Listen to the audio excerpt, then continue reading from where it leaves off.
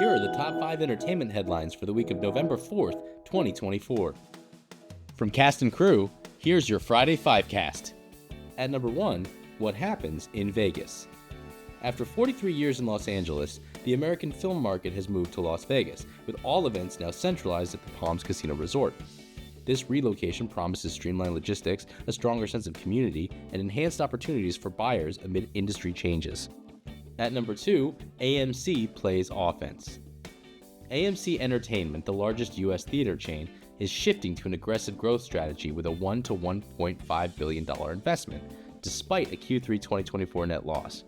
CEO Adam Aron expects a stronger box office in 2025 and 26, supporting AMC's Go plan, which includes screen upgrades, improved seating, and additional premium formats. Next at number 3, it's growth in Asian media. Trend analysis of Southeast Asia media markets shows rapid growth in digital advertising and streaming, with Indonesia, Thailand, and Vietnam emerging as key content hubs. Indonesia leads with 8.5% annual media revenue growth, while local platforms dominate the streaming landscape. Next at number 4, record-breaking attendance.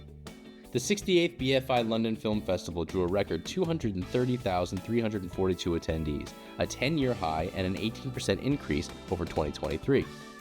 Darren Thornton's Four Mothers won the Audience Award for Best Feature, as the festival showcased over 800 filmmakers, including top stars and directors. Finally at number 5, celebrating European cinema.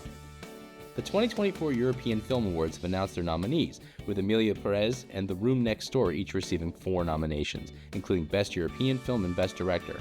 Winners will be revealed on December 7th in Lucerne, Switzerland, where Isabella Rossellini will be honored with a Lifetime Achievement Award for her contributions to world cinema. As always, get full access to these stories on our blog. Take 5 with the Friday Fivecast from Cast and Crew.